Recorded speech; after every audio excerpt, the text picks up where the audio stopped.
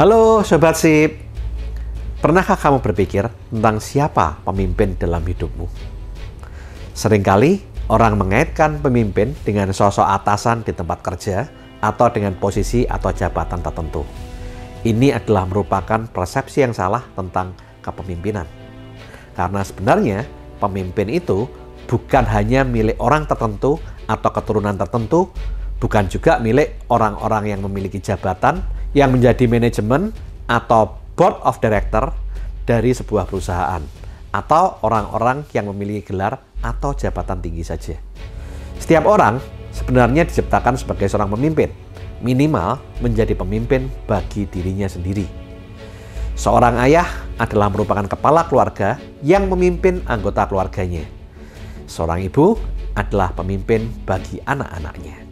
Kepemimpinan bukanlah tentang sebuah status atau hak istimewa, tetapi kepemimpinan adalah cerminan dari setiap tindakan, di setiap keputusan, dan di setiap momen dalam hidup kita. Seorang pemimpin bukanlah orang yang selalu benar, tetapi mereka adalah orang yang berani memimpin dalam ketidakpastian. Mereka tidak hanya mencari kesuksesan pribadi, tetapi mereka juga membantu orang lain untuk mencapai potensi terbaik mereka. Kepemimpinan bukan hanya tentang manajemen di tempat kerja, tetapi tentang bagaimana kita bisa menjadi pionir perubahan, menjadi penggerak semangat, dan menjadi pemberi inspirasi bagi orang lain di sekitar kita. Kabar baiknya, kepemimpinan bisa dipelajari, dikembangkan, dan ditingkatkan. Di video ini, saya akan berbagi tentang leadership atau kepemimpinan.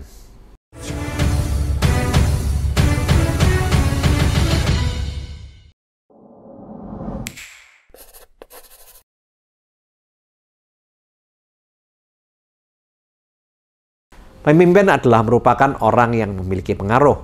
Kepemimpinan atau leadership adalah kemampuan untuk memiliki pengikut. Pemimpin memiliki kemampuan untuk memotivasi, memandu, dan mempengaruhi orang lain untuk mencapai sebuah tujuan.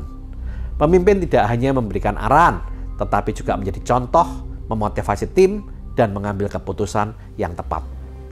Pemimpin terlibat aktif dalam membimbing, menginspirasi, dan mengembangkan anggota timnya untuk mencapai potensi maksimal mereka. Setiap orang dapat memperoleh manfaat dari mempelajari konsep leadership. Tidak hanya orang yang berada dalam posisi manajemen atau direktur. Pemimpin muncul di berbagai tingkatan dan konteks, mulai dari dalam diri sendiri, keluarga, tempat kerja, komunitas, atau dalam kelompok-kelompok yang lain. Setiap orang yang tertarik untuk mengembangkan diri dan mencapai potensi diri mereka secara maksimal bisa memperoleh manfaat dari belajar tentang leadership, mulai dari pengembangan keterampilan interpersonal, manajemen waktu, dan kemampuan untuk mengambil keputusan. Keterampilan kepemimpinan juga bermanfaat dalam hubungan keluarga. Orang tua yang memiliki pemahaman tentang leadership dapat memimpin dan menciptakan lingkungan yang mendukung perkembangan positif bagi anak-anak mereka. Pelajar dan mahasiswa dapat mengembangkan keterampilan kepemimpinan yang akan berguna bagi kehidupan sehari-hari, organisasi, dan persiapan untuk merintis masa depan mereka. Mereka bisa memulainya dengan menjadi pemimpin di kelas, kelompok proyek, atau organisasi mahasiswa. Setiap orang di setiap tingkatan organisasi, mulai dari karyawan dan anggota tim, bisa memperoleh keterampilan kepemimpinan untuk meningkatkan produktivitas mereka dan kerjasama di tempat kerja. Orang-orang yang berada di posisi manajer atau direktur akan mendapat manfaat langsung dari memahami prinsip-prinsip leadership yang akan membantu mereka menjadi pemimpin yang efektif, mampu memotivasi tim, dan mencapai tujuan perusahaan. Keterampilan kepemimpinan juga bermanfaat bagi para pengusaha atau pebisnis dalam membangun dan mengelola tim, mengatasi tantangan, dan mengarahkan bisnis mereka ke arah yang diinginkan.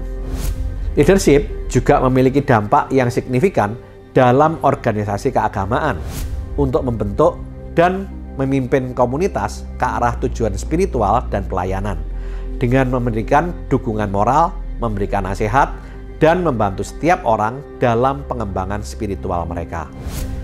Mempelajari leadership juga membantu para pekerja sosial dan para aktivis untuk memimpin perubahan sosial, mengorganisasi kelompok, dan memotivasi orang untuk terlibat dalam upaya-upaya yang positif.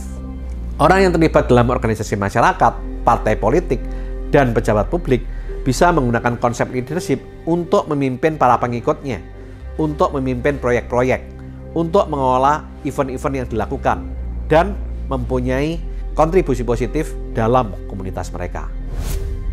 Pada prinsipnya, kemampuan leadership berguna untuk setiap orang yang ingin memahami cara mempengaruhi orang lain secara positif, membangun hubungan yang kuat, dan mencapai tujuan bersama. Ini adalah merupakan keterampilan yang bisa diterapkan dalam berbagai konteks kehidupan. Pemimpin memiliki peran yang sangat penting dalam pencapaian sebuah tujuan. Karena, yang pertama, memberikan arah dan visi yang jelas dengan merumuskan tujuan dan strategi untuk mencapainya, dan memberikan panduan yang diperlukan agar setiap orang atau kelompok tahu kemana mereka harus menuju. Yang kedua, mampu memotivasi dan menginspirasi orang lain, memberi semangat kerja, dan menularkan antusiasme dalam tim atau kelompok untuk meningkatkan kinerja mereka. Yang ketiga, mampu mengidentifikasi dan mengembangkan potensi anggota tim atau kelompok dengan memberi dukungan, pelatihan, atau bimbingan untuk membantu setiap orang agar bisa mencapai kemampuan maksimal mereka. Yang keempat, mampu membentuk dan memelihara tim yang efektif dengan membangun semangat kebersamaan, memahami dinamika kelompok, membangun kepercayaan, dan memfasilitasi kerjasama yang baik. Yang kelima, mampu membuat keputusan yang tepat dalam situasi yang kompleks yang dapat mempengaruhi hasil keseluruhan dan membantu mencapai tujuan yang telah ditetapkan. Yang keenam, mampu memberikan contoh dan mengambil tanggung jawab atas setiap keputusan dan tindakan yang dilakukan dan dapat memotivasi orang lain untuk mengambil tanggung jawab atas tindakan mereka. Yang ketujuh, mampu mengelola konflik dengan bijaksana, membantu meredakan ketegangan, dan mencari solusi yang memuaskan bagi semua pihak saat terjadi sebuah konflik. Yang kedelapan, mampu menghadapi perubahan dan dapat membimbing setiap orang melalui proses perubahan dan membantu mereka beradaptasi dengan perubahan lingkungan atau situasional. Pada intinya, seorang pemimpin menciptakan struktur, memberikan inspirasi, dan menciptakan lingkungan di mana setiap orang dapat bertumbuh dan berkembang sehingga memiliki peran kunci dalam pencapaian sebuah tujuan. Pada umumnya, ada 3 tipe kepemimpinan yang sering digunakan. Setiap tipe memiliki ciri khasnya sendiri dan cocok untuk situasi atau konteks yang tertentu. Yang pertama adalah kepemimpinan otoriter. Pemimpin otoriter membuat keputusan sendiri tanpa melibatkan anggota tim atau kelompok dalam proses pengambilan keputusan. Mereka memberikan arahan yang jelas, mengatur aturan, dan mengharapkan kepatuhan.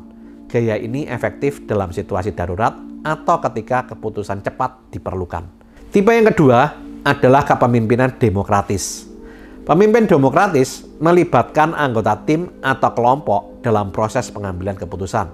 Mereka mencari masukan, mendengarkan pendapat, dan mendorong partisipasi aktif dari para anggota tim.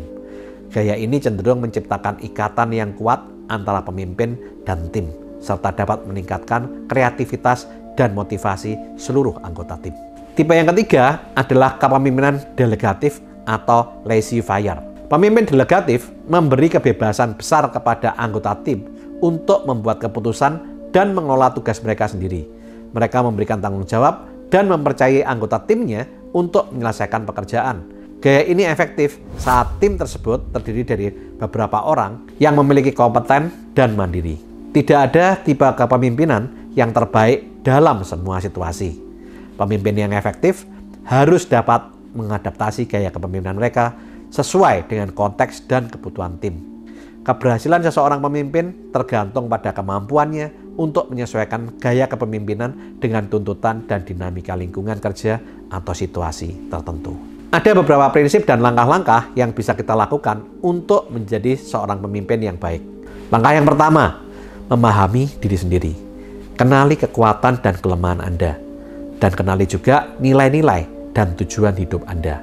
Untuk lebih jelasnya, lihat video saya berjudul Mengenal Diri dan Memaksimalkan Potensi Diri Agar Bisa Sukses.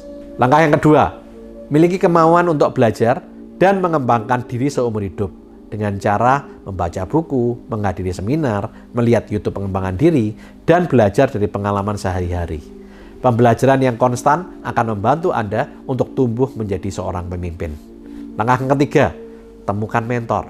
cari seseorang yang telah berhasil dalam kepemimpinan dan minta bimbingan dari mereka. Mentor bisa memberikan wawasan yang berharga, pengalaman, dan dukungan yang diperlukan untuk mengembangkan kepemimpinan dalam diri Anda. Langkah yang keempat, sebagai seorang pemimpin, kita harus memiliki ketekunan dan ketahanan dalam menghadapi rintangan. Kepemimpinan memerlukan tekad dan kemauan untuk terus mencoba, bahkan dalam menghadapi kegagalan. Jangan pernah menyerah. Yang kelima, berinvestasilah pada orang lain. Pemimpin sejati berfokus pada memberikan nilai dan kontribusi positif pada orang lain. Berinvestasilah dalam pengembangan kapasitas diri dan kesejahteraan anggota tim Anda. Yang keenam, mengembangkan keterampilan komunikasi. Pelajari cara berkomunikasi dengan jelas, mendengarkan dengan penuh perhatian, dan memotivasi orang lain melalui kata-kata dan tindakan. Langkah yang ketujuh, seorang pemimpin harus bisa mengambil keputusan yang bijaksana. Latih keterampilan mengambil keputusan dengan mempertimbangkan informasi yang tersedia, menganalisa konsekuensi, dan berkomitmen pada keputusan yang diambil.